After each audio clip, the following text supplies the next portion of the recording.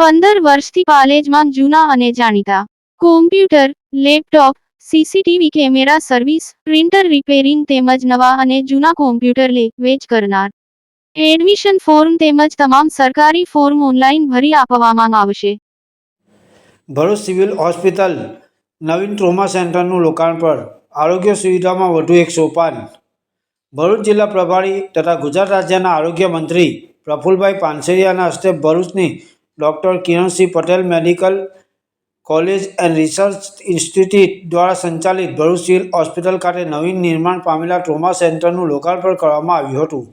આ પ્રસંગે ભરૂચના ધારાસભ્ય રમેશભાઈ મિસ્ત્રી, વાગરાના ધારાસભ્ય અરુણસિંહ રાણા, ભરૂચ જિલ્લા કલેક્ટર ડૉક્ટર નવહાને, જિલ્લા વિકાસ અધિકારી doctor Mitesh Shah, hospital administrator doctor Gopika Mekhia, medical coordinator doctor Parag Pandya, CDMO doctor Upadhyay સહિત હોસ્પિટલનો તબીબી સ્ટાફ અને અધિકારીઓ ઉપસ્થિત રહ્યા હતા.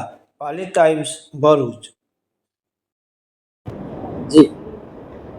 આજરોજ ભરૂચ સિવિલ હોસ્પિટલ પર અમારી બ્રાઉનફિલ્ડ કોલેજ અહીં આપેલી છે અને એમની મુલાકાત લીધી. અમારા માનનીય ધારાસભ્યશ્રીઓ, કલેક્ટરશ્રી પણ ગુજરાતની અંદર ગ્રીનફિલ્ડ અને બ્રાઉનફિલ્ડ જે કોલેજોની સાથે ટાઈપ કરીને સિવિલ ખૂબ સરસ રીતે અહીંયા ગરીબ દર્દીઓ માટે એક આશીર્વાદ રૂપ જેવું ગવર્મેન્ટનું સુંદર આયોજન દ્વારા PPP મોડલ પર કામ થઈ રહ્યું છે.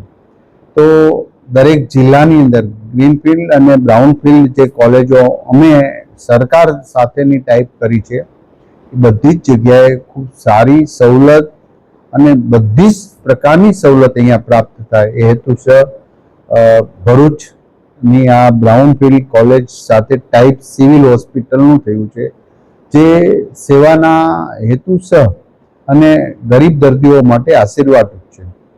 ગુજરાતની તમામ સિવિલોને સારામાં સારી સવલત પ્રાપ્ત થાય, સ્વચ્છતા અને દરેક ડિપાર્ટમેન્ટ સારી રીતે લોકોની સેવા કરીને દર્દીઓને સારા કરી છે. આ હેતુ ભારતીય જનતા પાર્ટીનો, સરકારનો છે, આદરણીય મુખ્યમંત્રી ભૂપેન્દ્રભાઈ પટેલ સાહેબનો છે. તો સૌ સાથે મળીને જ્યારે PPP મોડલ પર આવી સુંદર કામગીરી થઈ રહી છે, ત્યારે સરકાર હજી વધુ ને વધુ મેડિકલ સવલત આપવા માટે તત્પર છે. ત્યારે PPP મોડલ આવા સફળ થઈ રહ્યા છે, જેનું પણ એક સારું ઉદાહરણ છે.